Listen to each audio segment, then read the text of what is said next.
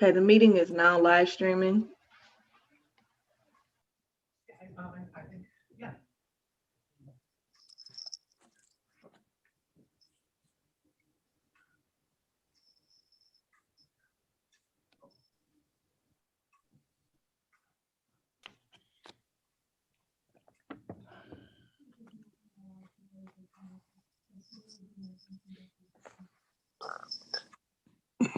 Mr. President? There he is. Coming, he'll be right back, sir. Good morning. Can anyone hear me? Yes, I Yes. can hear you. Yes, we can hear you. I'm waiting till I see Andrea back on the screen. We're just giving her. I'll be right back. Yep. Yep.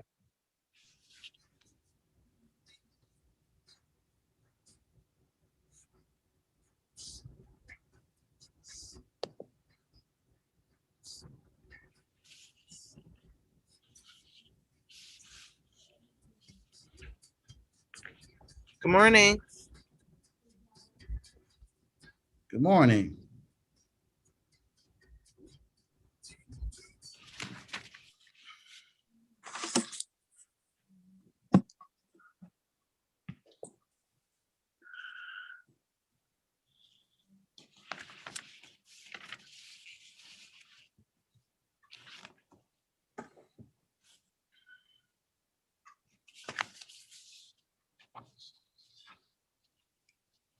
Righty. Excellent. All right. Cuyahoga County Council Remote Committee of the Whole meeting for Thursday, March 4th, 2021 is now called to order. Andrea, would you please call the roll? Good morning, everyone. Calling the roll, Mr. Tuma, Here. Here. Mr. Gallagher. Mr. Gallagher. Mr. Gallagher's absent at the moment. Mr. Schran, Here. Ms. Conwell. Ms. Conwell. Ms. Conwell is absent at the moment. Ms. Brown, Here. Ms. Stevens, Present. Ms. Simon, Here. Ms. Baker, Here. Mr. Miller, Here, Mr. Miller. Thank you. Mr. Sweeney, Present. thank you. You have a quorum. And I'm sorry, Council President Jones. All right, Thank you. You have a Here. quorum. all right, thank you, Andrea. All right, has anyone signed in for public comment? No, Mr. Chair, we did not receive any public comment. All right. Okay, well, today we're going And to let have the a record reflect, discussion. Mr. President. Mr. President, Yes, let the record reflect Ms. Yes. Conwell is now on the call. Thank you. excellent. All right. Well, today we just wanted to have a discussion. Again, around our county code and the proposed changes. We had a very robust discussion in our last meeting. And I just want to take a moment and just read a prepared statement that I have. In his press release yesterday, the county executive could not have been more right when he said that the sheriff's role is critically important to the health and safety of the Cuyahoga County residents, in particular when it comes to the jail. This is especially true when the sheriff lacks true independence to do what he or she thinks is right under the best practices and Ohio law. While I appreciate and applaud the recent efforts by the administration regarding the jail, we cannot forget how we got here today. We have had over a dozen inmates die in the jail since 2018. We're facing multiple lawsuits related to jail operations, experienced an attempt to remove Metro Health as the healthcare provider in order to privatize this service, witnessed criminal indictments of multiple county jail employees, reluctance to hire additional correction officers, reluctance to pay nurses more, and the laying off of an employee with 30 years of running the county jail to hire an individual without any jail administration experience who is now under criminal indictment related to his actions at the jail. All of these things led to council placing a charter amendment on the ballot in 2019 to make the sheriff more autonomous and less dependent on the administration.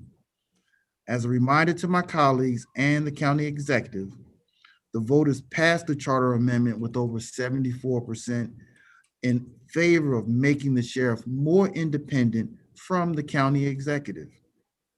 So I wouldn't say that the 2019 charter amendment and or these code changes are radical.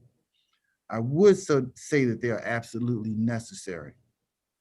In addition to these points, we have already been advised by the law department that they believe these proposed amendments are constitutional, contrary to what was said in the press release yesterday. Our recommended changes to the county code in no way removes the executive's and council's obligations to collaborate with the sheriff in meaningful ways. The changes to the code proposed today does nothing more than simply align the code with the changes in the charter passed by the voters. I urge my colleagues to support these code changes today and look forward to confirming Krista Violin at this upcoming council meeting. Again, there will be no vote today, but again, just a discussion amongst ourselves around these code changes. So at this time, I would like to now call Jim Boyle and Brendan Doyle to present the proposed code changes. Thank you, Mr. President, members of council. Again, Jim Boyle, council staff, and I'll at least start the conversation on this important issue. My colleague Brendan Doyle, of course, is also present, as well as the rest of the council staff. At this point, I think it's important to start with what is the genesis and the reason that the council staff has put together proposed code changes. And I'd turn your attention back to the most recent the meeting, again, the confirmation hearing for Chief Violin. And in that meeting, I think that there were some questions from council about what I would label as three separate things that council members expressed needed to be looked at. One was the independence of the county sheriff. Two was what are the lines of authority for the county sheriff? And the last piece being what would be the organizational structure of the county sheriff's department. All those issues, I think, are on a core level interrelated, but I do think that those were the genesis for the staff even putting together any type of code changes for review. At the outset of that, just to be clear, the staff, taking direction from the council, of course, had numerous conversations with the law department. While I am a lawyer, Brendan Doyle's a lawyer, ultimately the authority for signing off on the constitutionality, the appropriateness, et cetera, would necessarily need to involve the county law department. And so these conversations that we've had, including proposed drafts that have been distributed, not just to the council members, but also to the administration, have been done with the cooperation and collaboration of our county law department. And the issue, again, Mr. President, that you addressed, I feel confident and comfortable in saying the issue of constitutionality was an issue that was addressed at length between the staff and the county law department. And I feel confident that if asked, the law department will reiterate that we are on firm ground constitutionally with any proposed changes. With that as a backdrop, I think the most important piece to start at is that our county code section that relates to the county sheriff predates the changes, the most recent charter amendments. So to put it in this context, the county charter that was changed in 2019, we did not go back and then address the provisions in the county code that address the county sheriff. And why is that important? Well, I think the main and the most important aspect to focus on has to do with the term appointing authority. The original language that was found in the county charter, which was the old county section 5.08, specifically excluded the language allowing or anointing, I should say, the county sheriff as an appointing authority. When the county code or when the county charter was amended by the voters, overwhelmingly, by the way, with 75% of the vote, that charter change specifically inserted language that made the county sheriff an appointing authority.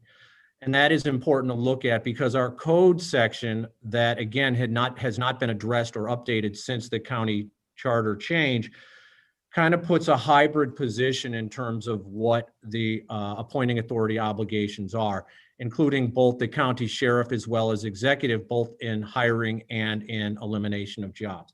So that was one of the things that the county staff, and again, in connection with the law department, looked at. And I think that that's really an important piece to address as it relates to the independence and the authority and the reporting structure of the sheriff's department.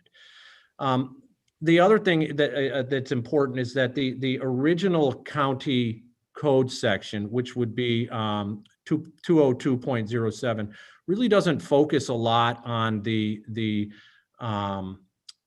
employment practices, the budgetary process, things along those lines. It really just presents a generalized format of what the county sheriff's department should look at. So, and again, in connection with the law department, we've had conversations, including inserting language that would outline what the process would be for procurement, what the process would be for HR purposes, for budgetary aspects. And again, to look at it, one of the things that we looked at, and again, I parroted and in language that we put in, language that came from the Inspector General. I recognize, and I think the county staff and everyone involved recognize that they are two separate entities. But at least at the outset, for conversational purposes, if nothing else, the independence of the Inspector General's office and also the reality that the Inspector General is incorporated both in our charter and our code was a good place to start for the analysis of what a sheriff's department should look like. And so a lot of the language that we inserted came from there. I think that that's a good starting point for what was included in there. Again, there has been some confusion as it relates to what the obligations of the county sheriff's department is. I went back and looked at just to see and again, I apologize to my friends in the media. Obviously, we don't speak through the media, but what at least the public perception of what was happening when the county charter changes were put before the voters and overwhelmingly approved. And the language that came back was language indicating that from Cleveland.com that this charter amendment provides the sheriff explicit authority to make final decisions on sheriff department staff. From WKYC, it indicated that the sheriff will have redefined powers and duties, including the ability to appoint staff. From the News Herald, it indicated that the sheriff would be given final say in staffing decisions in the sheriff's department. So that was certainly the understanding, the expectation that I think the people had when this was voted on, as well as what was presented in the media as it relates to what this charter change was doing as it relates to the sheriff's department and its operations. With that, I mean, that's just kind of an intro. Obviously, if you have any questions or comments, I'll be happy to respond on behalf of the county staff. I would like one final piece, Mr. President, to at least articulate. The county staff, the council staff obviously drafted this. It's not, obviously it's for the county council members to dissect, to parse, to peel back, to add to and approve. We take no position on whether these are good ideas. I think that these are compatible with what the county council's expectations were at the outset when the charter amendment was passed and moving forward. I think it encapsulates that, and I think it encapsulates what the legal department has provided as it relates to what are permissible under Ohio law. And I think that that's at least a good starting point. And I don't know, Brendan, if you have anything you'd like to add at this point. Yeah, if I may, I think that the proposed language is meant to be a reflection of what we heard from council members at the confirmation hearing last Monday. It is also, I think, as Jim mentioned, meant to align with the charter amendment that was passed by the voters in 2019. And our goal is to have, that was the intent of the voters. And so our goal was to align the code with the intent of the voters that was passed in 2019. I think that we wanted to provide the current nominee, as well as all future sheriffs, with a clarity of mission. And I think that the language proposed here today does that. And with that, we're happy to take any questions. All right, any questions from the committee, from council? If I could, Mr. add President. One comment before, and I apologize. Go ahead, Councilman. I apologize for interrupting. No, Jim, go on. Well, Jim, and I go do on. think it's appropriate. I mean, that regardless of what happens moving forward, there will necessarily need to be a collaborative endeavor between the sheriff's department, the county council, and the county administration. And I would turn your attention to what I would label as non-county executive departments, things like the courts, the Court of Common Pleas, the prosecutor's office, the PRC. Those are entities that don't fall squarely within the silos of the county executive. But nonetheless, I mean, there is a collaborative endeavor between those departments for budgetary purposes, for space rental, things along those lines, to infer that the moving forward on code sections will put the sheriff in a silo, I think is a bit of a stretch. Obviously, there will always be a collaborative effort between those entities.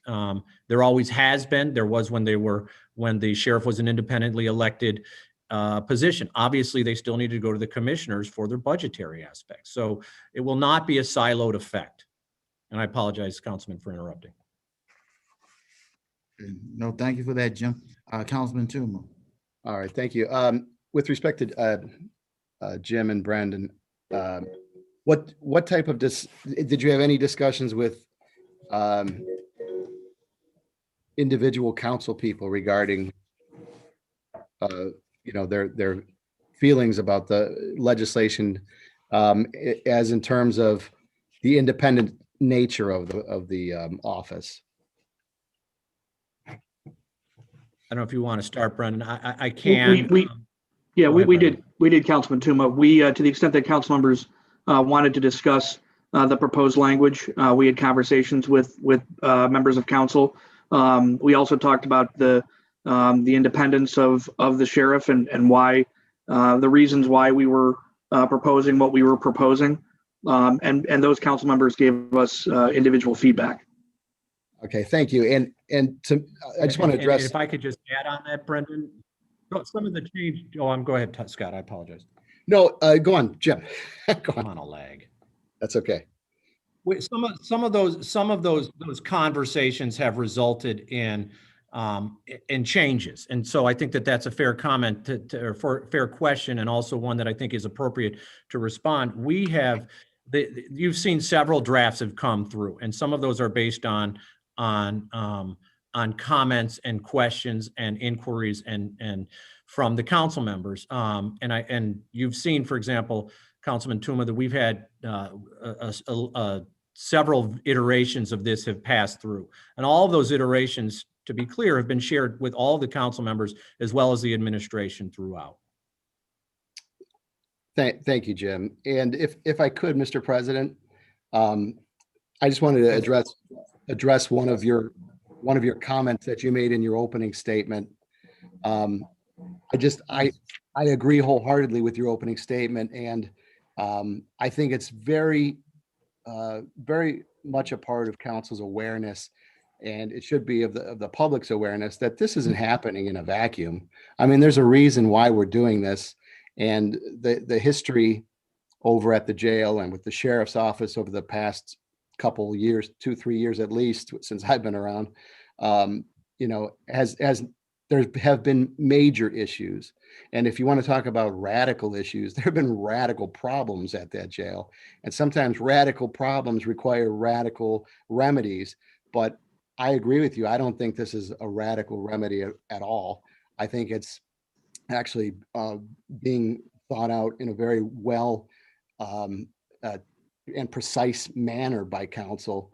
And the fact that we can have these discussions and these public discussions about something so important as the top law enforcement in the entire county, I think says enough about how our government functions and how we get criticized quite a bit about the new form of government and such. But I mean, this is, I think, a perfect example of government at work and council working together to resolve an issue.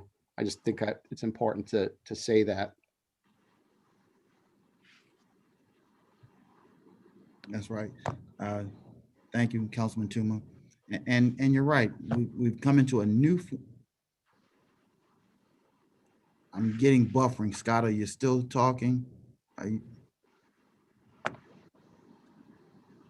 Can you hear me? Andrea? We can hear you, Purnell. All right, thank you. Exactly. As we came out of the old form of government into this new one, we saw the dynamic there. We have a row of managers, and there was a loss of independence. And this is not being done in a vacuum. And there is a need to make the effort to continue to improve what we have. I don't believe there's any perfect government, but we can continue to try to perfect it, try to make it a little better. And we'll see what results we get from it. The people have told us in that charter amendment that they want us to try to increase the autonomy of the sheriff's office. And this is just one more step in that direction. Mr. Chairman. But are there any more? Yes, Councilman Miller, please. Mr. Chairman and my colleagues, I know what I'm going to say is not in sync with the views of many of my colleagues, including the leadership, but we're supposed to deal with this collectively, and that's why we're 11 and not 1 or 2. And it's my belief that that not every problem can best be dealt with through legislation. And while the voters approved an amendment to increase the autonomy of the sheriff, we continue to operate as part of a broader charter government where we're aiming for having a single county executive and not a bunch of separately operating row offices. And if we wanted to have a sheriff that was totally independent, we would have gone to elected, and we didn't do that, and the voters didn't do that. And I'm fully aware that we have a history, but it's a mistake to have an extreme reaction to history in the opposite direction. And specifically, I have several concerns about this legislation, and the first one is about the word, the sheriff shall independently fulfill all duties. And I would direct the question to the law director, as if you could tell us exactly what that means. What could the county executive do in relation to public safety that would be okay under this legislation, and what kind of things would not be okay? Can you give us some specifics as to what exactly it means? Yeah, Mr. Chairman of the councilman, there would be, I think, certain limits on the executive's ability to tell the sheriff how to run operations in the jail, for example, redlining, things like that. Can I be heard? Am I being heard? Yes, we can hear you. Great. I see a lot of frozen faces. So what could the executive do and what couldn't the executive do? Well, for example, Mr. Chairman of the councilman, he wouldn't be able to tell the sheriff how to run the jail, for example, whether it's issues of redlining, whether it's, who to get your food from, things like that.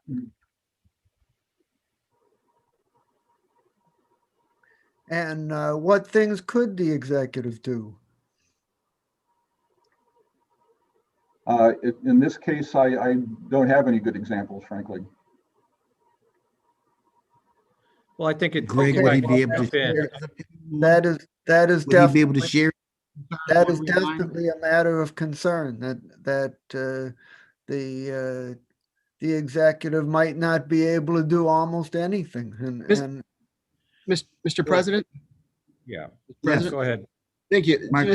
Councilman Miller, I certainly understand and respect your views and your opinion, but from my perspective at least, when I'm speaking of independence, I'm speaking of self-sufficiency. I'm speaking of autonomy. I'm not speaking of indiscriminate action whereby which it's unfettered and he or she, the sheriff, can do whatever he or she wants. I mean, there will be checks and balances here. The county executive, if he has an issue with the sheriff, he can bring it up to council. I mean, we have legislative oversight like we do with any director. Or if he fires that sheriff, again, we have a public hearing, a public meeting. We listen to the rationale, the reasons why something is happening. When it comes to budget issues, if the sheriff has a budget, it still has to get through council. This isn't some, guy who's coming in and telling everybody he's in charge and executive, don't listen to me. What we're trying to prevent situations that have occurred in the past whereby you have somebody who's on the ground in the jail who knows how to run a jail being told by other people who do not know how to run a jail to take certain actions that are detrimental to the jail and to the county. That's what my perspective is. That's where I'm coming from on this.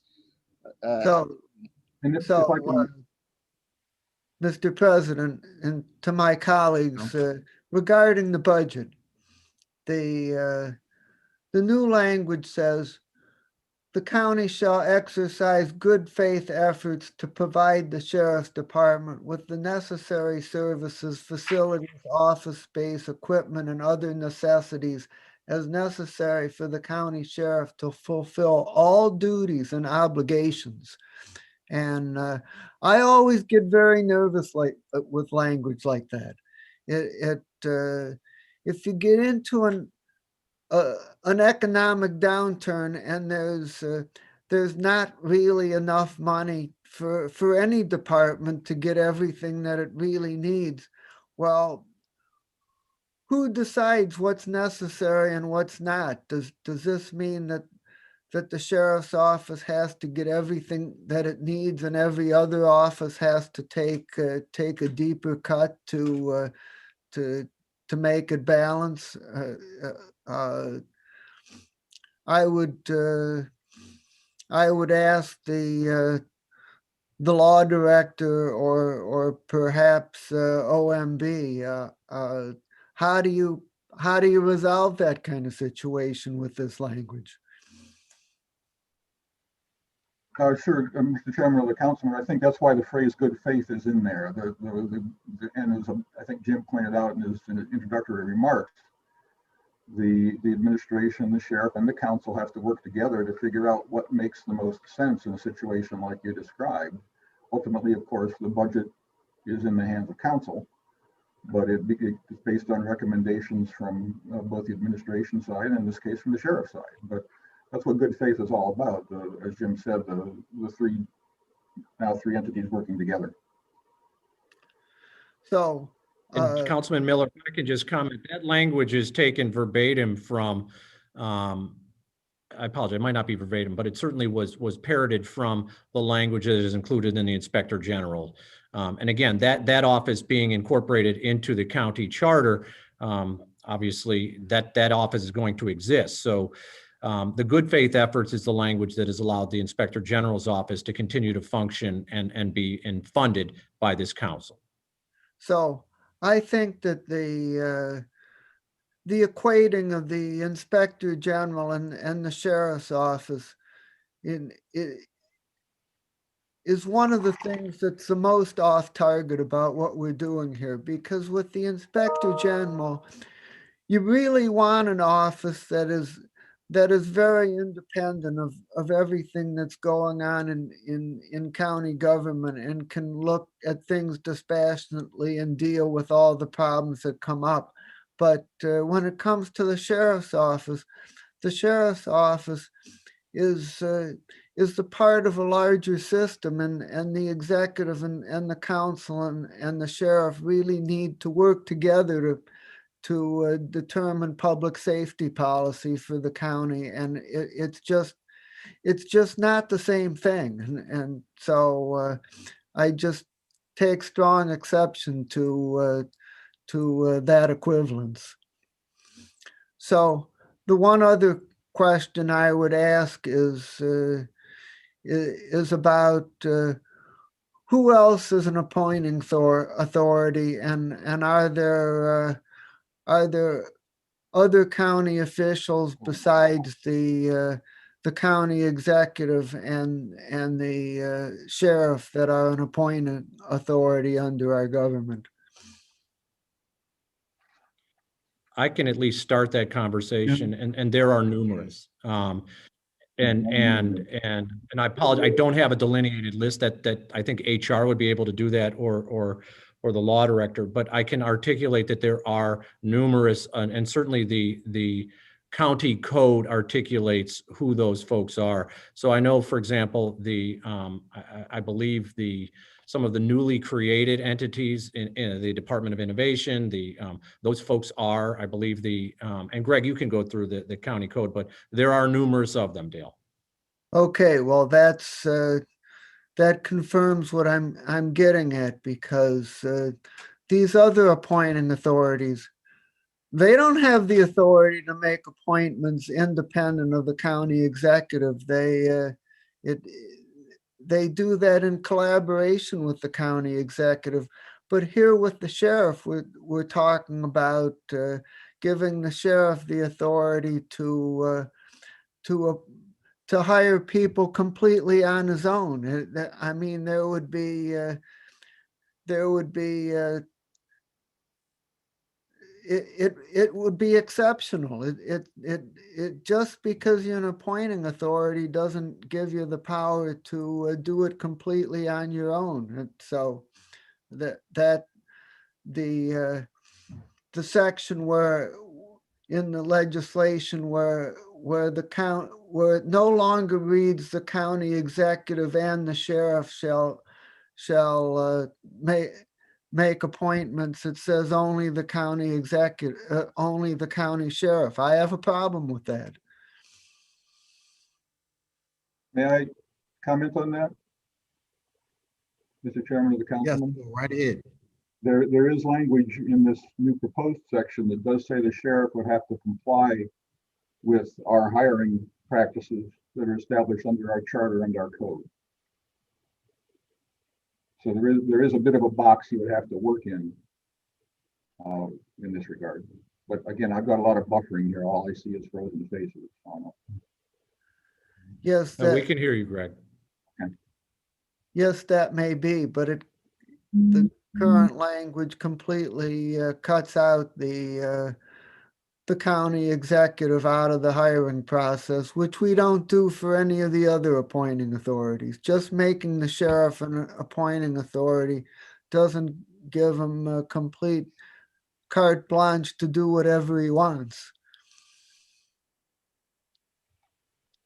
If I could just briefly respond to that, and Councilman Miller, your comments are of course correct.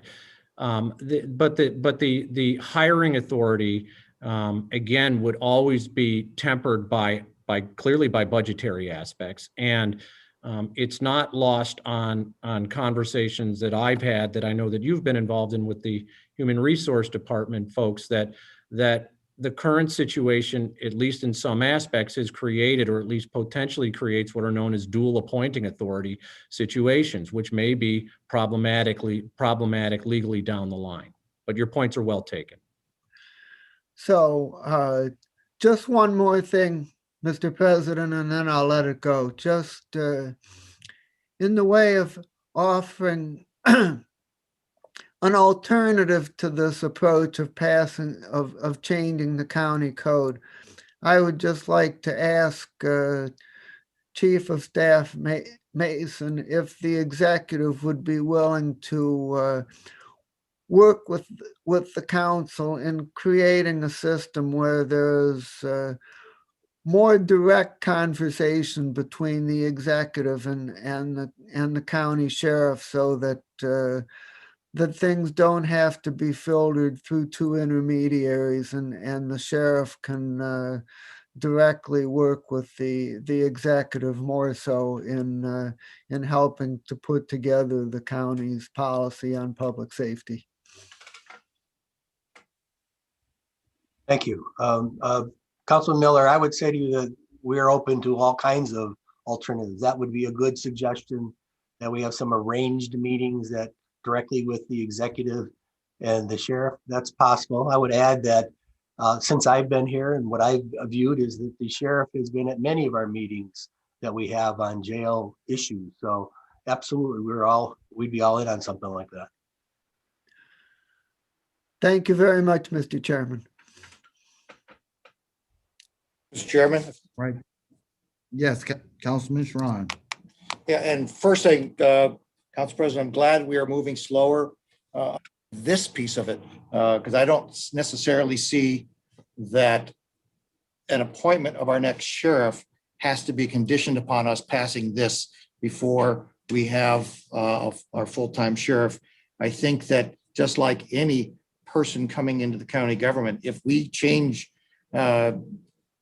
provisions within ordinances or activities, whoever's in that position will live with those changes. So I don't think that we have to make it a condition upon our next sheriff having to have this done before we go forward. So I appreciate your separating these two concepts out there. I mean, just for some examples, Jim, on these, let's say that this is the summer riots of last year, and somebody's got to take the microphone in the PR and make the comments. You don't want to have 3 or 4 people speaking on behalf of the county.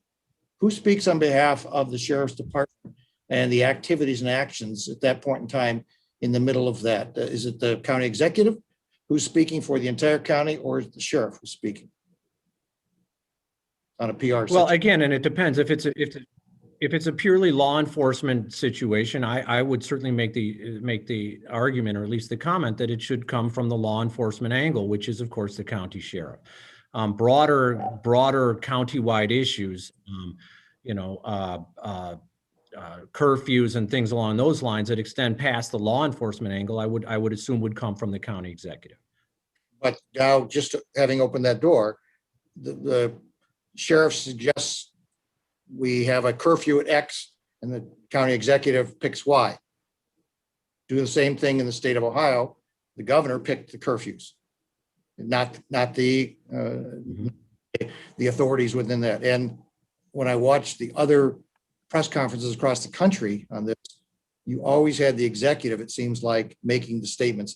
They deferred and brought in input from the police authorities, but it was always the mayor or the governor, something of that nature. So it just seems to me that when you use the word exclusive in language like this, it really, to me, the word exclusive means everybody else is off the table, and that person can make that call. For example, let's go inside the jail now. The food service preparation areas and all those monies that were spent to redo the jail. The word exclusive would mean that the sheriff would be the one making all those calls as far as how that's being done. He might coordinate with Public Works, but now that person is completely independent, as opposed to both functions having to be blessed through the county executive. Could the sheriff do that? Could they have done under this? I believe, Back to Dale Miller. yeah, back to I Mr. believe Miller. so. And again, oh, I'm sorry. Mr. Miller was trying to raise some of these exclusivity conditions, and I'm just going back 3 or 4 years ago. We put lots of money into that jail, and the sheriff, I don't believe was the exclusive decider of that. Is that under this language? Would they be the ones expending capital budgets exclusively on that at that point in time? 5 years ago, if we reverse this under this language?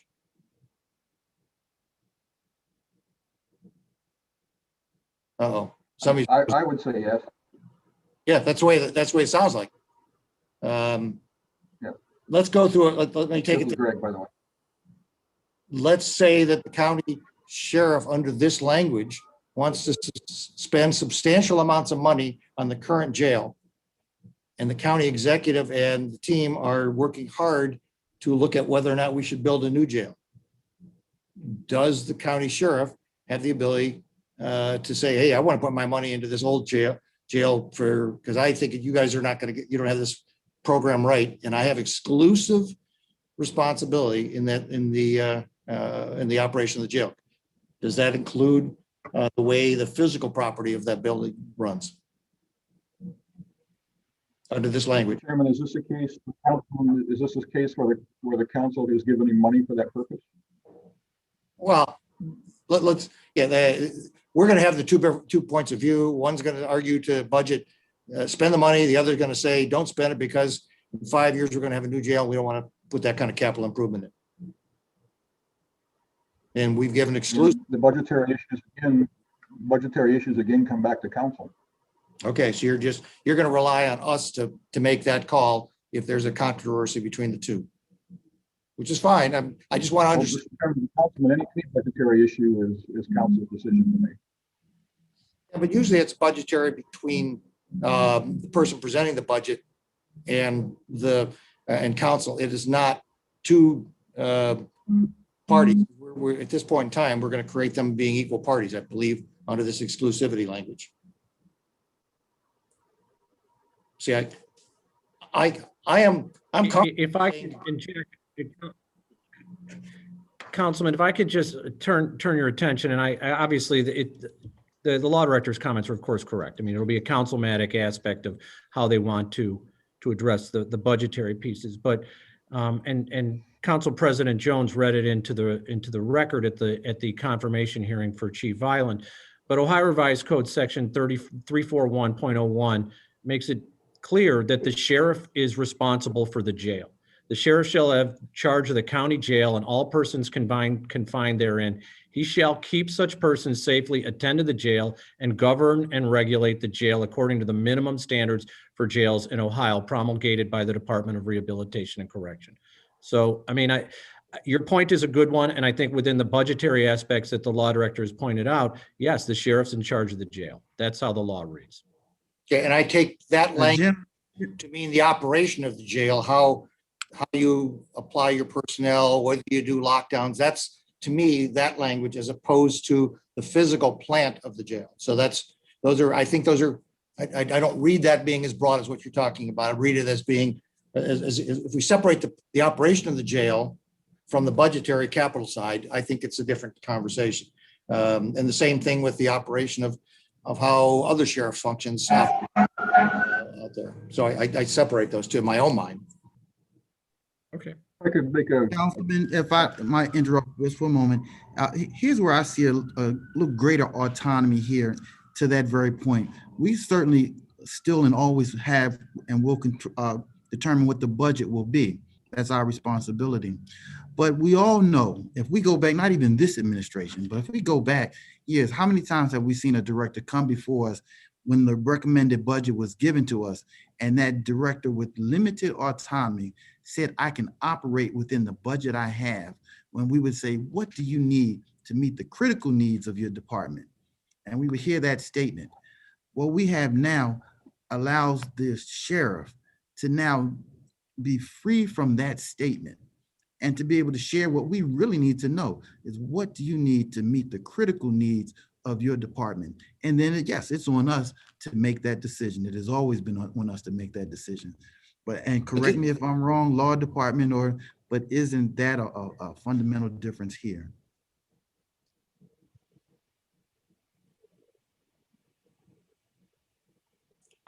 Not necessarily saying there's a fundamental difference here, because as you said, the budget, I'm sorry, this is Greg, the budget has always been in the hands of council. And even in the previous form of government, the sheriff would have to come before the Board of Commissioners and ask for budget to make capital changes in his building. The Board of Commissioners, I believe, is responsible for providing the facilities that, say, for example, the sheriff would need to do his job. So it's substantially similar in my mind. Mr. President? The difference on this, though, President, is that, yeah, the difference on this, Mr. President, with your example is that ultimately, under the new form of charter of government, somebody, and only we said only one person has the ultimate budget responsibility in this county, and that's the county executive. So we have never allowed that actual control to go outside there. So now you almost will have had created two fiscal silos by this. So that's my concerns on that. And my last big example that I'm really concerned about, what if the whole consolidation of jail and services and all of the things that we did, which I disagreed with because we didn't have budgets and we didn't have numbers and we didn't have forecasting, we didn't have all that stuff. But what if reversed? It was the sheriff that said to bring all these folks in without having done what I believe was the proper homework. But it was, and the county executive says, no, I object to this. This is not a good consolidation to bring all these people, put them into the jail, and all the problems that we have experienced would have all fallen on the sheriff because of lack of homework, as opposed to on the county executives. Mr. President? Would we be supportive Yes. of a completely independent sheriff that would have done that? Well, I mean, Mr. Shrine, I mean, we have, there's the ability there to remove the sheriff. There's the ability there. There's a 4-year term here. And I'll be honest with you, I spoke with Councilwoman Brown about this. There's a 4-year term there, and the sheriff does not have to be reappointed. And the county executive still maintains the ability to call the sheriff before a council committee and have him or her removed. So this isn't unfettered discretion. And along those lines, I just wanted to point out, Mr. Jones, Mr. President, and Mr. Boyle, with respect to Section A, the second line there, I think this might take care of some of the concern with respect to the sheriff shall work without interference or pressure from any other public official or employee. I mean, if there's one word, maybe undue or unreasonable interference placed there, that gives the county executive and any other official, whether it's council or prosecutor or anybody else, a little bit of leeway there to speak with the sheriff, offer his or her opinion to the sheriff. That doesn't mean that the county executive and the sheriff can't work together. What we're looking at here is undue or unreasonable influence, saying you can't do this, or this is out of your purview to make this decision, when it is. I mean, I'm looking for a compromise here. I'm not trying to cut the executive out of all discussions, just like I'm not trying to cut council out of any discussions. But I think if you add undue or unreasonable in that sentence, I think that allows the discussions to take place. We're not saying we can't have discussions. Mr. President. We can jump in all the time, or are we just waiting for our turn? Councilwoman Simon first. Thank you very much. My first reaction to this legislation was it was knee-jerk to a hearing. I think it really is not necessary to have an ordinance stating independence, because all that does at the end of the day is confuse and muddy the waters. I think we all understand from the charter that was passed, and thank you, Councilman Tuma, and all involved with that, to address the past with the charter amendment that was passed by the voters. That's certainly inherent in that charter. It establishes an independent sheriff to the extent to which we can have that in the form of government we have. What we're trying to do here with this ordinance is insert words that just create issues and unintended consequences down the line, and all the examples brought up with my colleagues today with examples of what does that mean? Nobody could clearly answer. And it concerns me greatly that we are passing legislation that's going to create problems that we don't need. And, Council President, when you talk about, the sheriff needs to share what he or she, needs, but that's already there. We don't need legislation to explain that to anybody. If a sheriff needs something, like our past sheriff or the sheriff in the past believed that he was being unduly influenced or didn't have a say, why didn't that sheriff just step up and talk to us at the podium like anybody else would? Like you just gave the example during budget hearings, everybody comes up with their list of things that were excluded from the budget that was given by the executive, and it comes to council and said, here's what I need, and we address it. This isn't different.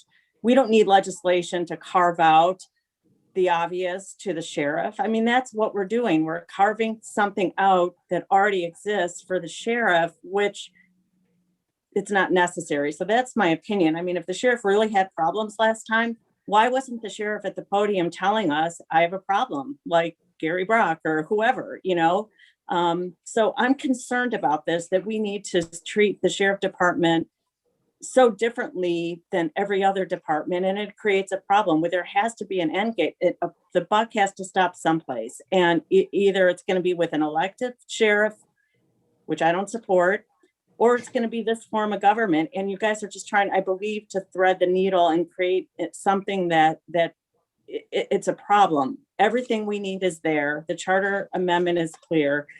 So those are my initial problems. And I remember in the past, early on, we had a sheriff department that was over the top with overtime practices. I think Councilman Schron remembers that, coming with tons of overtime, and what we're doing here is enabling that. What we were able to do in the past is to direct that and rein it in and work with the executive at the time and council and have some oversight over the sheriff in that practice. But what we'll do here is create this new somehow equal, as Councilman Schron has indicated, to be able to do these practices without much of a challenge. I mean, yes, council could say no, but we could say no now. Why do we need this just creates this hybrid that's going to be problematic, I think, down the road. So that's my initial response to this, and I appreciate all the insight we're able to discuss today, Council President. Thank you, Councilwoman. I saw another hand. Who was it? Sweeney. Councilman Sweeney. Thank you, Mr. President. This is a procedural question. As you listed out, was questions for the council people, and I'm just trying to understand when a council person is commenting or have the floor, can we just jump in to say this is what we want to comment on it, or we just wait our turn? And if that's the case, I'd like to be put at some point. You look to the council president or chairman of the committee to be recognized, and then you will have opportunity to speak. And you have the floor. Okay, I'm going to relinquish back to Mr. Schron because he was asking questions. And just for everybody's, my eyes closed and my mouth is screwed up because I just got a crown put on. So if I understand why I look like this, I want to share that just because I don't want to have any different comments. And if I start ruling or something, that might be the reason. Thank you, Mr. Chairman. I'd like to be recognized in the future. Chair, I have a question. Ann Baker. Councilwoman Baker. Thank you. I am in support of this new language. I think that it is obvious that when interviewing the potential candidate to be sheriff, he was confused. He was confused of knowing who he reports to. The executive, in my opinion, is also confused because he writes a press release saying what he thinks his responsibilities are. And I think probably the lowest moment I had as an oversight for this council is when we had Sheriff Pinckney in front of us, when we questioned him finally as to why all this happened under his watch.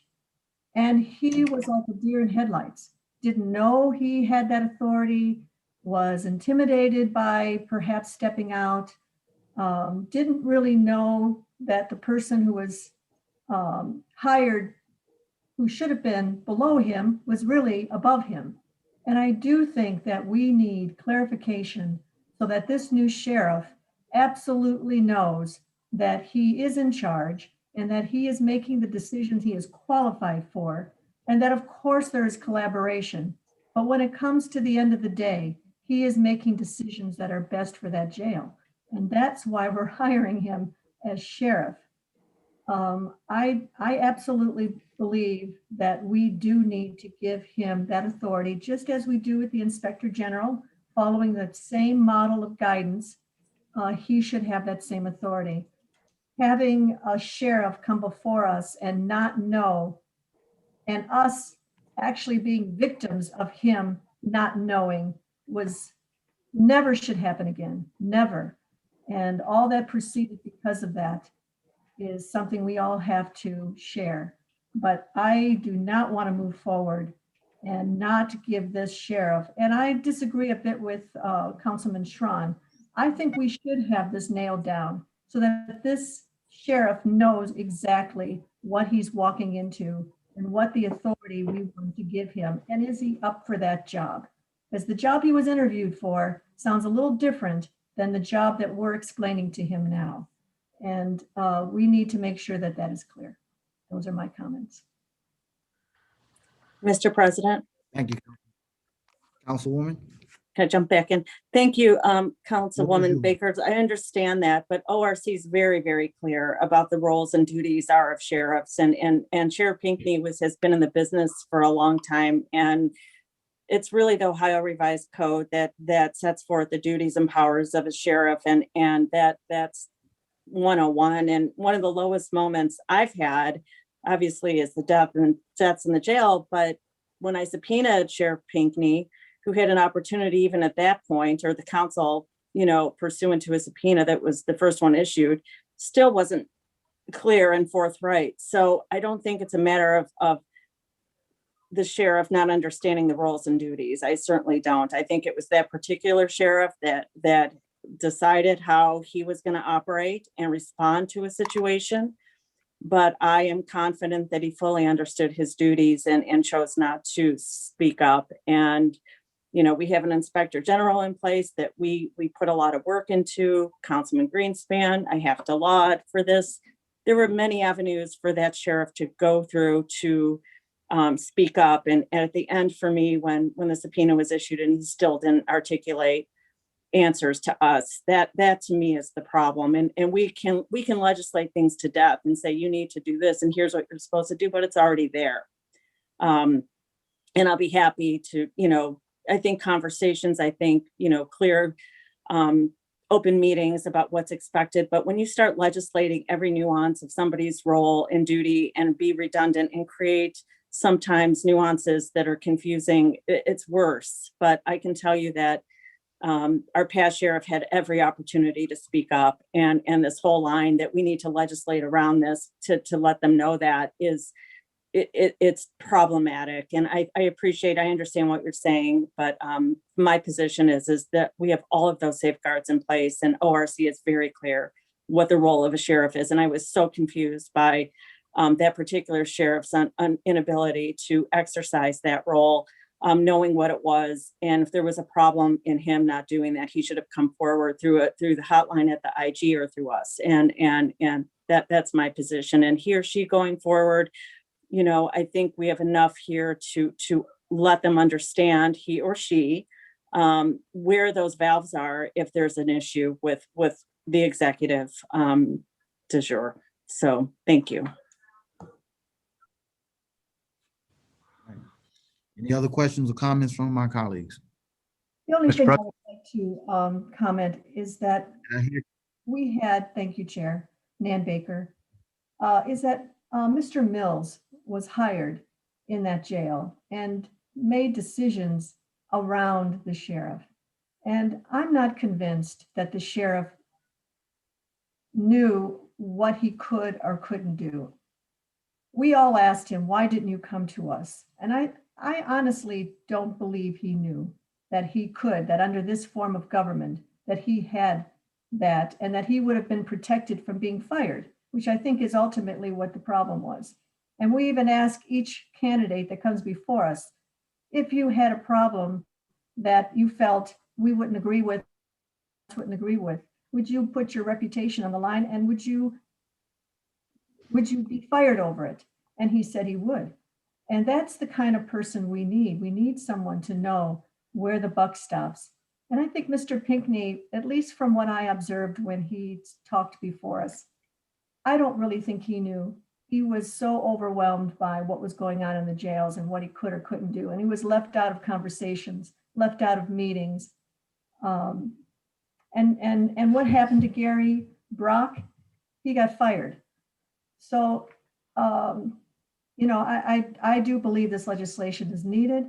It clarifies what that sheriff has to do. It lets the executive know. It gives more responsibility to county council. We become perhaps more engaged than we were before. And it has to go through us when larger decisions are made that perhaps the executive and sheriff disagree.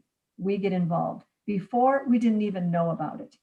So that's all I'd like to say about that. I am in support of this legislation. I think it's needed. Thank you, Councilwoman. Councilman Sweeney. Thank you, Mr. Chairman, and to my colleagues. First, I want to start off with recognizing my council president for taking up this issue and the way you're doing it. It's showing leadership and it's appreciated. I totally agree with and thank Jack Schron, my colleague, regarding identifying the separation of this. It doesn't preclude us from appointing the sheriff, and it gives us an opportunity to keep up the dialogue. So today's an important day. I just have a few questions, and then most everybody knows my position. I talked to my colleagues, my council president, I've talked to the administration. So I don't want to belabor that, but one question came up during the discussion. Who's going to present the sheriff's budget when it's budget review time? I would assume that Councilman Sweeney, I would assume that the sheriff would present his or her budget. Thank you. And just as a normal protocol that anybody else besides the administration to present a budget for a county entity? Typically, department directors present regarding their budgets, their budget requests. Yeah, I'm just going with just from previous budgets that I had the privilege of reviewing.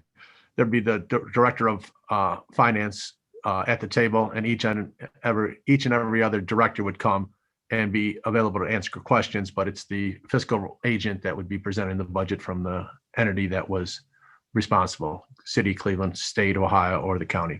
I'm just asking about the county because I haven't had the privilege of experiencing a budget process or budget hearings. I'm just trying to envision the makeup of or how just the functionality of it. Is there a director of the county sitting there for finance and other directors coming up, and would the sheriff be part of that, or would you move it all out and have the sheriff come separately? Mr. Chairman, if I may. This is Trevor. The OBM director will present on the first day of the budget hearings, kind of globally the entire budget. Then after that, every department director or elected official will come in and present his or her budget. Okay, thank you. I'm looking forward to participating in. You answered that question. Just with my screen went dark. You can still hear me, hopefully, right? We can hear you. Yes, we can hear you. Thank you. Just with the language that's here, I appreciate taking out the two words of interference and pressure. That was I'll just say I appreciate that. And with the language that's here, my council president in his opening comments said we're going to work together with the county administrator or county executive and council, and the sheriff's going to have both. And just reading the legislation from the previous one, there was two references to the county executive and none from the county council. In the new language, there's references to the county sheriff and one reference to the county council, but no references to the county executive. So it appears that the language doesn't really coincide to what our conversation is in regards to working together as three different entities that are trying to do the best for the citizens of the Cuyahoga County. Is that any comments on that?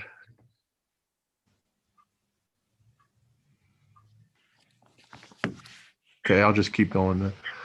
I did not hear that, Councilman Sweeney. I only heard fragments. If anyone heard and is able to address your concern, please do.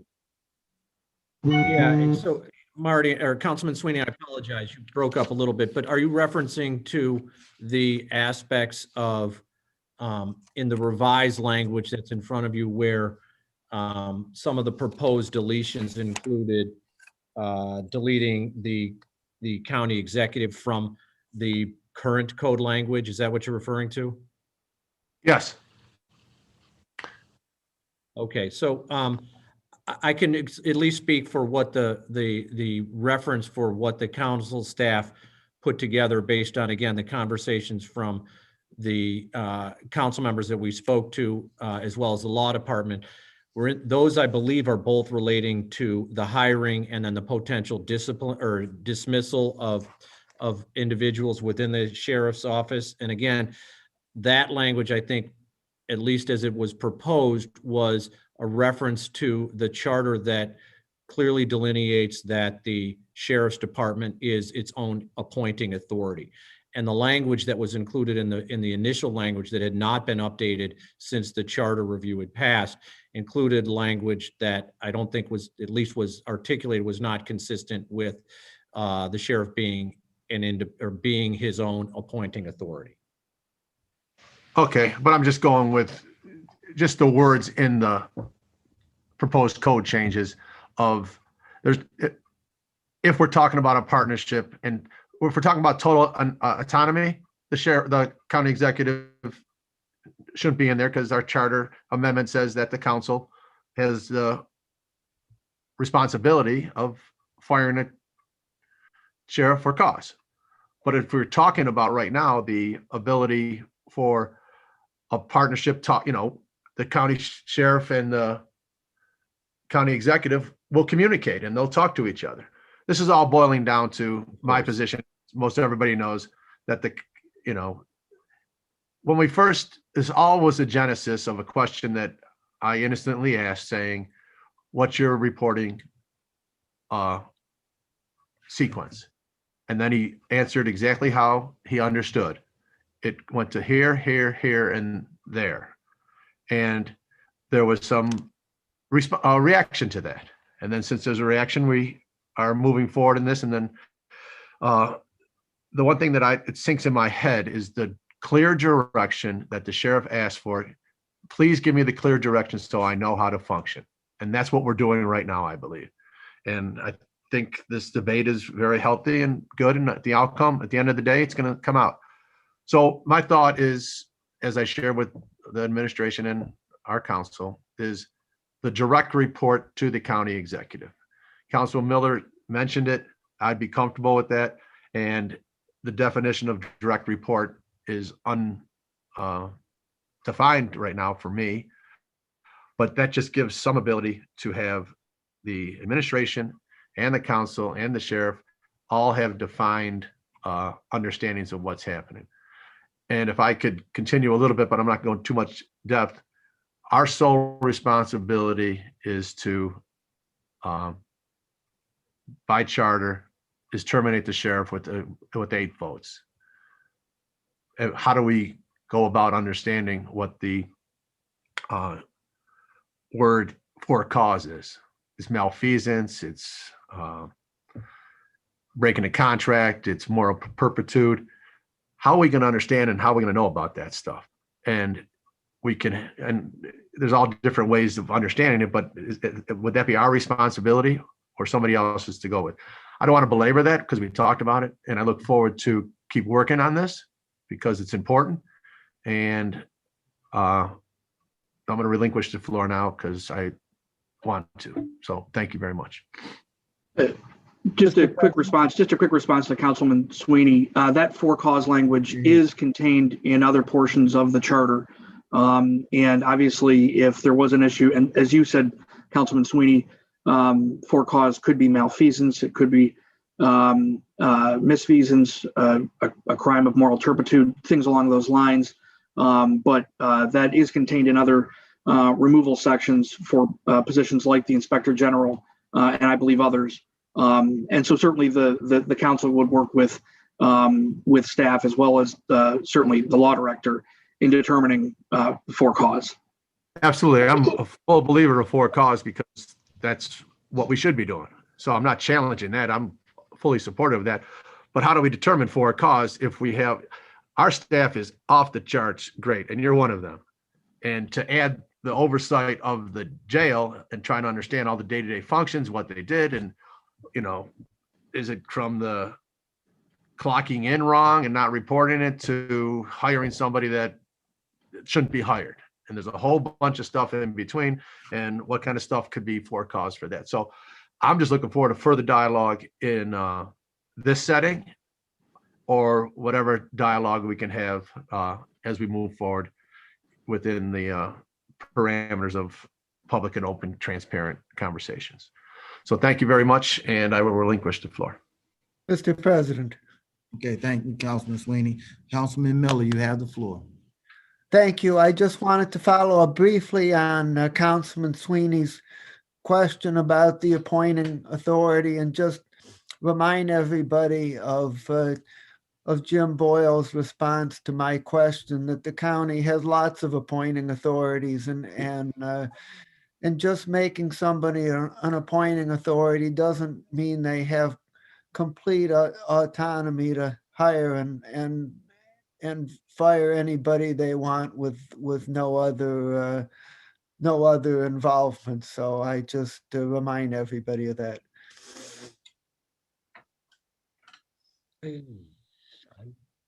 All right, any other comments or questions from council?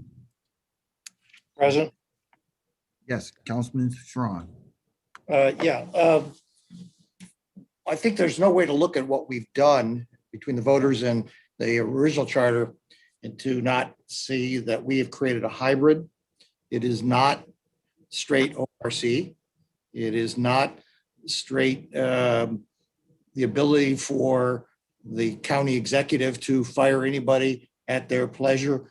They don't serve at their full pleasure. So we've created a hybrid by this vote of requiring 8 council members to actually oversee whatever decision. But I mean, let's face it, the likelihood of a firing of a non-performing sheriff is more than likely going to come from the county executive. We will be the endorsing and final authorization with our vote. But as I think as my colleague, Mr. Sweeney, brought up, I can't envision a day where 8 colleagues are going to go out there and start doing research as to what was done by the food service, the contracts. I mean, when you say that something was done improperly, I don't see that under our form of government, charter form of government, that's something that the legislative branch would be doing unless we're going to do it as an oversight. And so let's assume that somebody is now being brought to us to discharge. Are we going to create, and are we going to ask Jim and Brendan to go out and do the research as to what the cause for is? I don't believe so. It's going to be a presentation to us. We're going to hear the for cause presentation from the county executive, and then we are going to go and either endorse that or not endorse it. Can you imagine a day in which the county executive would come forward and say, this is a for cause discharge, and we would override that and keep that person in there? I think that is a day that I think is going to be hard to believe, but we've created this hybrid. And so I think we just have to accept that it's not going to be as clean as what we thought. And I just believe that the sheriff heard it loud and clear in his interviews that we expect him to be independent. If we have another Sheriff Pinckney that sits there mute when we are asking questions, then you're right. Then at that point, the 8 of us might say, hey, now we want to step forward and do do an in-depth, but I think it came out very loud and clear. I too agree that we've got the independence really well laid out. And when you talk about budgets, we're not going to have it in. I can't believe we're going to have an independent budget presentation that's going to be outside of our fiscal officer. All of the budget coming under the county executive would be under one fiscal officer. You might have different presentations, but ultimately it still is only one presentation. So to define it any way other than that, we've created a hybrid where the sheriff does have certain components that are part of under the executive, but we do expect independence, how they run the jail and what they do and when they're making a police call. So I just think that we're going down a slippery slope when you start to put too many definitions on language of this nature. So that's just my comments. Thank you, Mr. President. And I really, like everybody, we applaud your willingness to have this be the forum whereby we have this discussion. Any other comments or questions from my colleagues? Mayor Baker, I would just like to make sure we remember that during the interview with the potential sheriff, he was unaware at that time what the charter said, or at least he didn't understand it and was told differently than perhaps how we interpret it. And that is what brought us here today. When he said his chain of command didn't include county council at all, and that he was accountable to the steps that he laid out for us, that was a red flag for us to have this meeting today. And that is what I feel is why this legislation is needed, to make sure that any sheriff that comes before us or any other county council down the line, that they understand what it means by being independent. And if any executive 10 years from now tries to say it differently, there's no way to interpret it otherwise than how we have it stated here. And that is why I believe we are here today, because it is clear. And we almost were going to confirm a sheriff that had a different understanding than what we did. And I'm thankful for the question that was raised that brought us here today, so that we could have this debate and make sure that what we confirm is what we think we're getting. So thank you, Chair. Mr. President, based on Ms. Baker's comments. Mr. President, if I could. Let's go right ahead, Councilman. Thank you. The red flag for me was not that he was unaware. Whenever I interview a candidate for any organizational hiring that I have, I expected them to have done their homework. That charter and those amendments and those passage by the voters, if we want to hold anybody accountable, it should be somebody who did not prepare themselves enough to be able to answer that question. I'm sorry, but you clearly should have read what the voters just passed on this topic. And if you missed the fact that 8 council members have to be part of that, if you want to find any red flags, it is, and let's face it, there's so many questions we ask in an interview. So I'll give anybody the benefit of the doubt. But I expect anybody to come in who have read the charter, to know what their job is, know the job description, and be prepared to answer those questions. And when we just passed this charter amendment, to me, I was more disappointed that he couldn't answer Councilman Sweeney's question than I was the direction that he received. But if I may, Chair, to answer, he went through a series of interviews. It wasn't that he had an interview and came to us.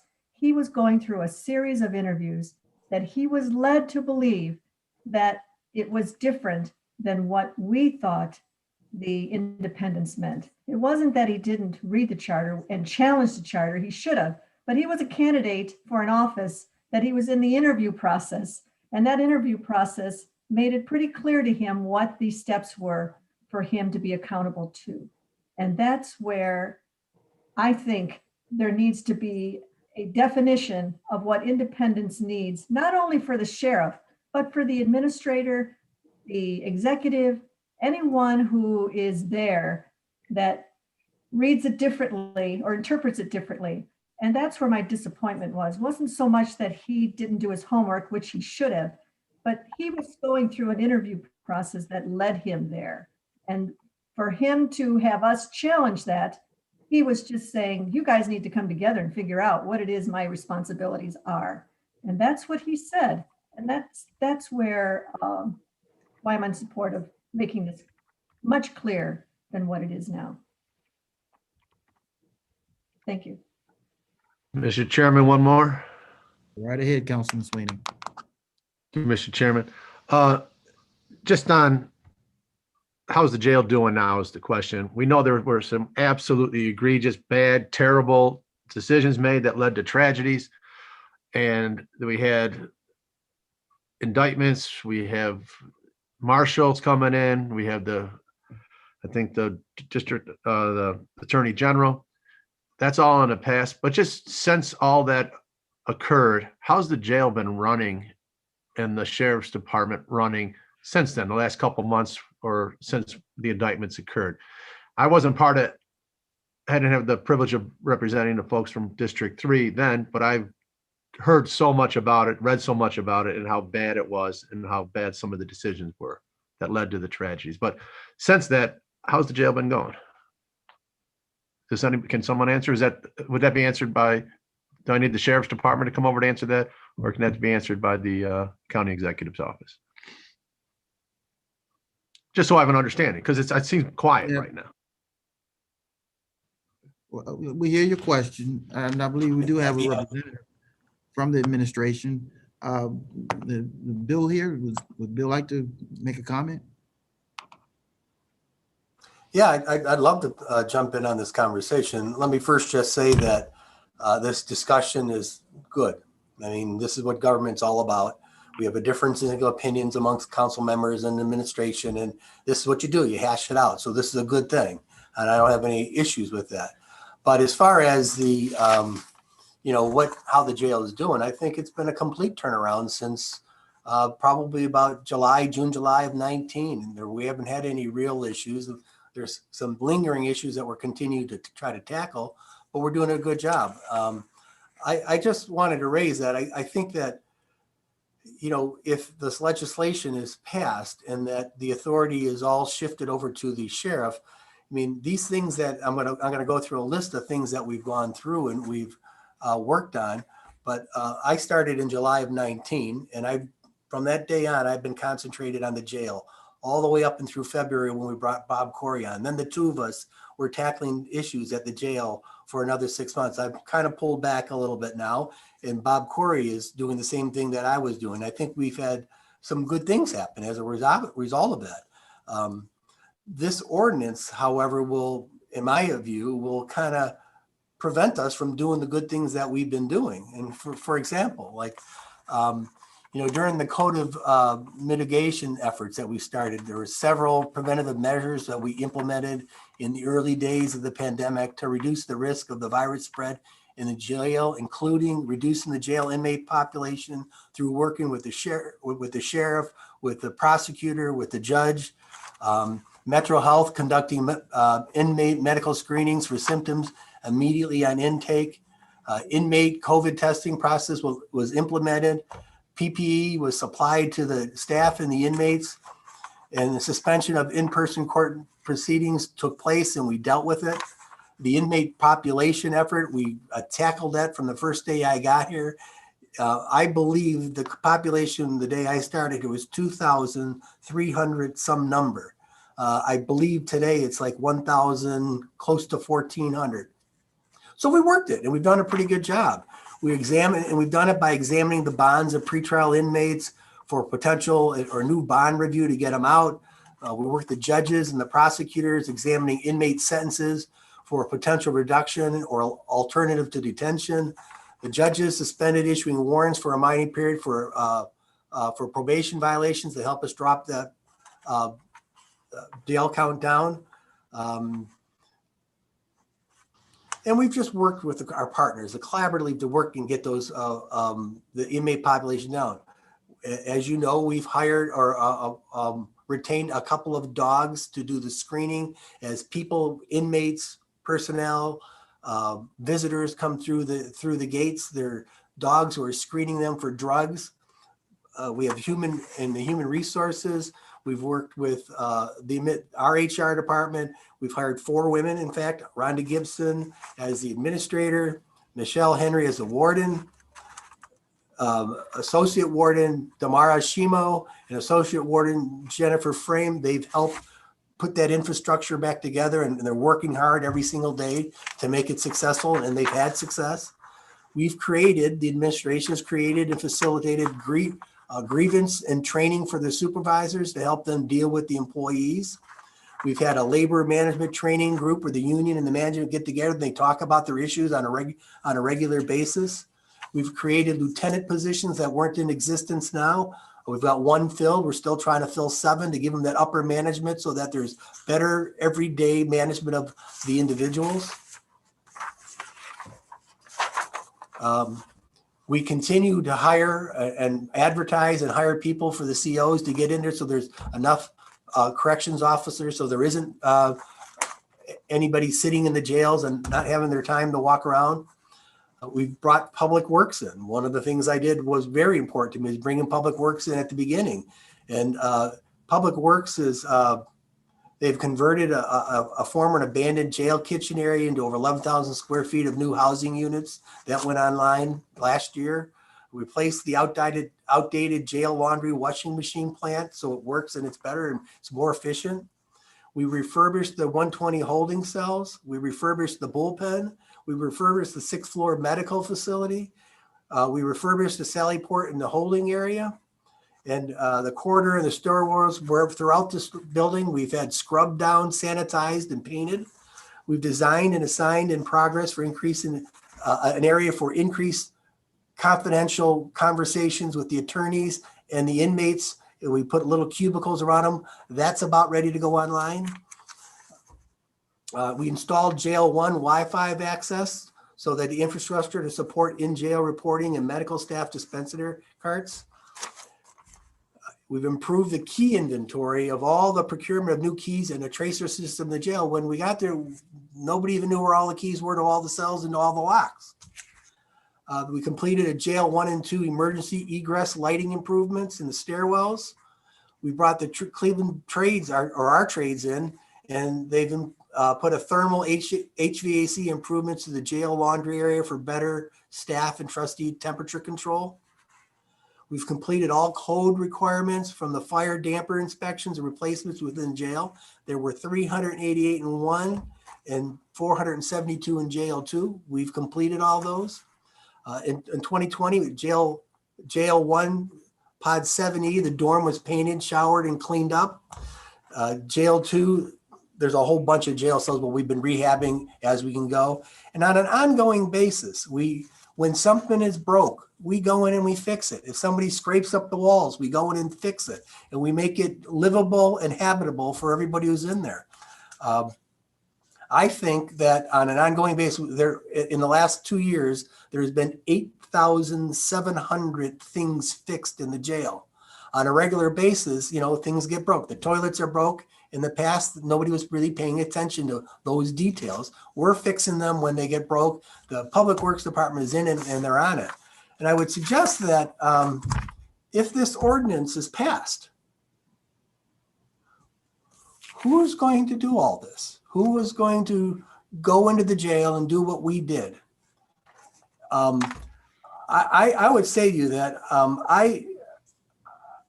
I went in and I saw, and Bob has seen, and we had saw, and the new sheriff Schilling has seen all the deficiency that came about because of the sheriff who was in there at the time. I couldn't agree with Sonny Simon more that this was about one person's operation. This person could have easily have sounded the alarm in a lot of different ways and could have easily tackled some of these list 3 pages. And I only read the things that I'm highlighting. There's 3 pages of things we've done there. He could have done those things. I know that Armin Budish did not send the word down to Mills to say, don't fix these things, let them fall apart. That's not what was happening here. What was happening here was there was a sheriff who was asleep at the switch. And that's it in a nutshell. If this sheriff would have been aggressive, conscientious about his job, we wouldn't have had the problems that we have. So there's just a lot that I'm thinking that if you take these changes and you implement them, you're cutting us out of the picture. And then we're going to leave it up to hopefully Sheriff Veland to deal with these things in the future. We think we've come a long way. We think we've done a lot. We've accomplished a lot. And these changes are clearly going to pull us away from that operation that we've been in for the last year and a half. And I'd like to just go back to, if I could, and it's the last thing I have to say really is that, we keep referencing the charter amendment from 2019. I recognize what it says. And to me, what it says, I know there's a lot of lawyers and I respect everybody's opinion. And I know there's 3 on council, you got 2 on the staff, you got Greg, you got me, we're all lawyers, we all have opinions. But they're just that, they're opinions. But for me, when you look at that charter amendment, all it says is, it didn't talk really about autonomy, but the overall concern was autonomy. And so what you did, which was fine, you made it hard for the county executive to discharge the sheriff. And you did that by saying, if you're going to fire him, you need to get 8 votes of council. That was putting that concern that we are all saying, or we've all talked about, is that Pinckney was afraid to do these because he'd be fired. Well, you took care of that problem by the charter amendment. And so in my opinion is, it's fine the way it is. I believe you should call the sheriff in front of your committees at any time you want. Ask the questions like you do every single day of your of council, and continue to go on. If there's other adjustments that have to be made, then you could do it. But in fairness, the jails, we're doing a good job. I mean, there's still problems. There are always going to be problems there, but we're doing a very good job. And my last comment is I have real concern as one of the architects of this new government, that if I fear that if we go down this path that you're headed, that that we formed this 10 years ago, that I think we're starting to see the erosion of what was passed by the people in 2009, and it's going to continue in all kinds of different ways that none of us are anticipating today in these discussions. Thank you.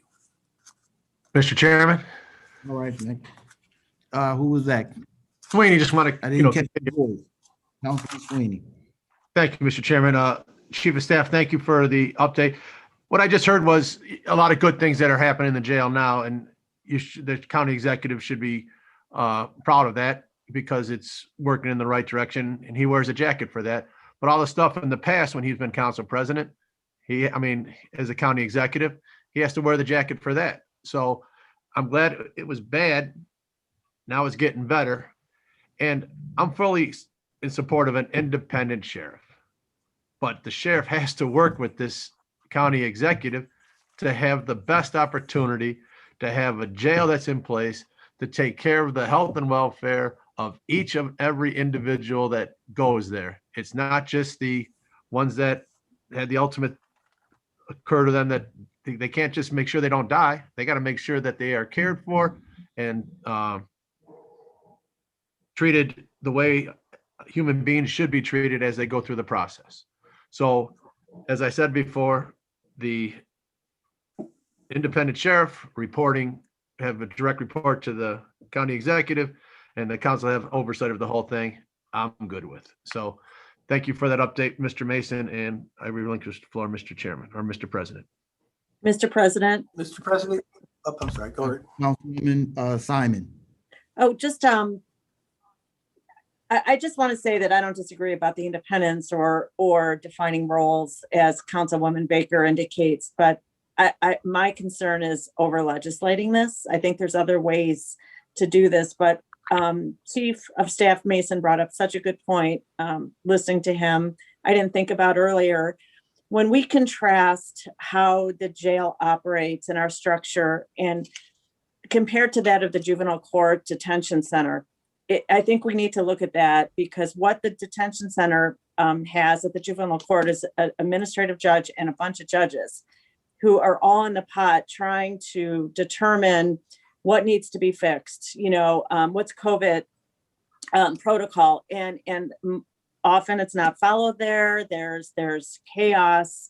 I'm sorry, juvenile court, if you're listening, but I think it's because you don't have a final oversight to make sure things get done. I'm watching what's happening at the detention center. There's no, there was set up a dental office where there was a sink and that there was supposed to be dental work, and it's just not happening. There's no COVID protocol that's being enforced. And a lot of that it filters down to just the operation of the jail and or detention center. And there's no real teeth or willingness to get in there. And I think we need that. And I think we need to look at that as a comparison of how this ordinance, when I believe over legislate, would create this perhaps a potential for that same kind of situation. So I'm glad the chief was able to give those examples of why it's important to have this. And I agree wholeheartedly with my colleagues, independence is important. Understanding the role is important. If we have to do some kind of, I don't want to say handbook, that's ridiculous at this level, but to keep legislating, to try to make a point, I don't think is effective, and it has unintended consequences. And we can look at I would like to look what's happening at the juvenile detention center as a comparison. Thank you. Did I see another hand? Hear another voice? Mr. President? Mr. President? Go right ahead, Councilman. Thank you. Chief Staff, because you opened the door, you led a little bit with your chin, sadly. It's not like I'm talking from both sides on these issues, but I love to, as an attorney, I love to make sure we get full disclosure of all the facts. If the sheriff dropped the ball, then there can be no other interpretation than the county executive dropped the ball. Because everything you listed were actions and activities that could have been done in his oversight responsibility of the person that you're saying dropped the ball. So let's put that ship has sailed. It's already out of. So now we're here dealing with. We did fix some of that, we believe, with the charter amendment. Part of the reason this whole conversation is taking place because Mr. Sweeney asked a question out there, and it dealt with chain of command. Were you in the room when the county executive, at least according to the sheriff candidate, was told that the lack of independence was not there, or at least the perception in his mind, and that the county executive laid out the perception in the eyes of this candidate that somehow they were not independent, that the county council was not part of this process or any of that nature? Were you there during that interview? Because all we have is what the person. I saw the are you referencing the committee meeting? I saw the confirmation hearing. Yeah, I saw that. Right. In the confirmation hearing, that question was asked, and clearly we wouldn't be here today, but for his answering of that. So I just would love to know what were the facts as to how he got that misperception, because anybody reading, any simple reading of the charter amendment would clearly have, anybody reading it would know that the county council is going to be involved in any discharge going forward. How did that get misconveyed in the interview process? Well, I wasn't in those conversations, but I would suggest to you that this issue has been the elephant in the room for a long time, and that it had to be addressed. There was, there's been this contention that the sheriff was reporting, and I've heard Mr. Gallagher say it, that the sheriff reports to the council or something like that. The sheriff is an appointee of the executive. Certainly, we're going to work with the council. We're going to talk with the council, have deliberative conversations with the council, but it's appointed by the executive. And so that's the lifeline it is. And so that's why we're having this conversation, because we're having this dispute, if you will, about what we think the law says. And this is a great conversation. And I couldn't agree more that the charter that was passed gives the council that authority, which would give the sheriff the opportunity to say, I'm not afraid of getting fired because I can always go over to council no matter what I'm doing. So I'm going to be the independent guy and I'll make my decisions. But in our structure here, we have all kinds of different departments all flowing up and through me to the executive. And that's the org chart we have in place. That doesn't prohibit now from me. None of those other examples. None of those other examples you just raised have an 8-vote authority from the council to be discharged. Every single one you listed can be discharged on the pleasure of the council, of the county executive. This one cannot. Somehow that message was not clearly laid out in the interview process to this candidate. And that's where I think where the, if that would have been clearly said, no, you are still going to have to report to the county council before any discharge. There is an element of independence. That should have all been explained, I believe, to the candidate. And Mr. otherwise Chairman? you would have had a different answer. Mr. Chairman, Bob Corey. Let me suggest. Bob, let me answer this. Okay. Let me just suggest that we've had a thorough vetting of this issue, that this candidate clearly understands it today. And he's a great candidate. He's a great candidate to be the sheriff. If he hasn't heard the message now, he'll never hear, it'll never be clear to him. And let's move on. I think let's appoint him. He knows, you know, we know. Let's move on. I agree. All Mr. right. President. Are there any other questions from my colleagues? Mr. We have a President. question, Sheriff. Councilman Tuma. Thank you. Councilman Tuma. Thank you, Mr. President. I would say to Mr. Mason, first, I do think there have been a tremendous amount of improvements at the jail, and I do think you were instrumental in that. So we do thank you for your service in that regard. That should be known. One of the questions I would ask is that in your opinion, and I don't know if it's more directed to the county executive, but does the executive have final say on hires in the sheriff's office? No, he does not. We have been assisting the department in finding the candidates, making them available, and then the administration of the jail is hiring all those people who come in and work for them. We don't tell them who to hire, how to hire. Okay, no, I just wanted to clarify that and make sure that is the case, because I believe that's how the charter is supposed to operate in that regard. Okay, thank you, Mr. President. Thank you, Mr. Mason. Thank you. Chair, I have one question for Mr. Mason. Councilwoman, go right ahead. Thank you. Bill, is there anything that you've listed? And before, as Councilman Tuma said, thank you for your efforts and all that you've done. I mean, we were in emergency mode and you stepped in and you got it done and you did everything on that list, and we will always appreciate that, and things are better. But is there anything on that list that you would think a sheriff shouldn't be in charge of? That you actually took over the sheriff responsibilities because there was no one else to do it and it had to be done and you did it. But in reality, those responsibilities should fall on the sheriff. And this new sheriff coming in, if appointed, that would be his responsibility, not yours.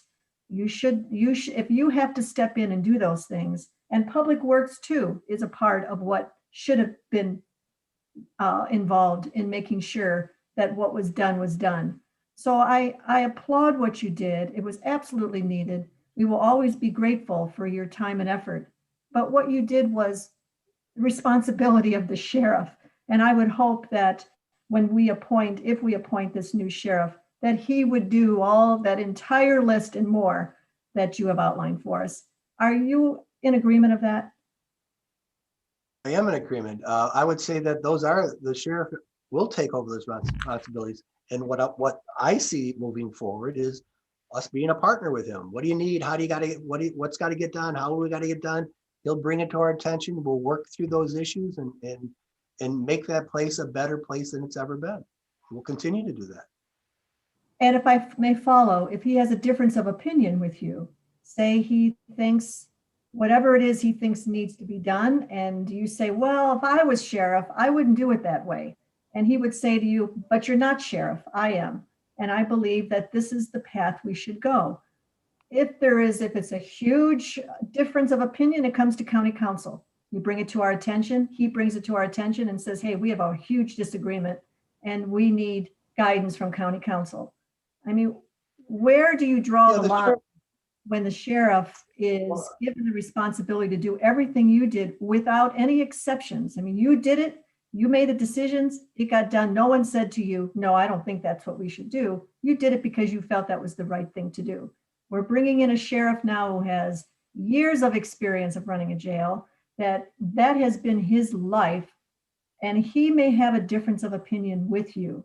Where does it separate as to his experience versus what county administration thinks needs to be done? Yeah, let me suggest to you that that's how it's been operating now. That certainly I have some ideas, but I've worked with the personnel in that jail from the top to the bottom over these issues. And it's not just Bill Mason did all. That's a lot of people involved. So it was a collaborative effort on all of these things that were accomplished. There have been some issues where Sheriff Schilling and I didn't agree, but we move forward. He's the sheriff. We move forward with his decision. I can only give him my input and then let him go and do what he wants to do. And so let me finish so when Violin gets here, and hopefully he'll get here, it'll be the same. Nothing will change. And if we were to ask Sheriff Schilling if there was any time when he was overruled, you would say, no, that never happened. I don't think so. I mean, I don't think so. I don't think I've ever directed him to do anything. We've had very good conversations. Thank you. Maybe, no, let me correct that. I'll tell you what I did. When we have these releases, these missed releases, I did direct him. I told him he's got to stop it. These have got to stop. They are not acceptable. And I probably said that 4 times, but we try to adjust things within that process to make it better. But unfortunately, it keeps happening. But so that I definitely told him that has to stop. What do you mean? What directive? When we have these wrongful releases of inmates that happen about every 3 months or whatever it is, when they happen, I have these conversations with them, and they're unacceptable. We can't tolerate that, and they got to stop. And so, first time was just a conversation. The second time I say, look, somebody's got to be disciplined. The next time I said, who's being disciplined? And it's one of those issues that I have been on and completely unhappy with where we're at with it, because they keep happening. The executive, it drives them nuts every time that happens, and rightfully so. Okay, thank you. Just wanted to be clear that the responsibilities that you laid out, which we are very appreciative of, really are the responsibilities of the sheriff, and your job should become much easier, and Bob's job too. I hope that's what we're looking forward to. All right, any further questions from my colleagues or comments? All right. Well, Bill, let me say again, I'll repeat myself. I do appreciate and applaud you for the efforts that the administration has done regarding the jail in that time. But again, we are looking to address the situation now. And I do support this legislation. I do believe that we are providing opportunity for greater independence. And I like to use your words. We will partner with the sheriff. That is what I think is needed. To use the illustration of 2 good parents working together, trying to figure out how to best parent that child, even though he's almost an adult child here. But that is where we are. And again, I just support this legislation, and I'm thankful for this conversation, this robust dialogue around this subject matter. I do believe one thing that the administration has done that you did not mention is that you nominated what I believe is an excellent candidate for sheriff. So we will look forward to those confirmation hearings on Tuesday. Are there any other further comments from anyone? Nope. All right. If not, is there any miscellaneous business? Just good job, Mr. President. Right, then our meeting is adjourned. All right, take care, everyone. Thank you. See ya. Bye.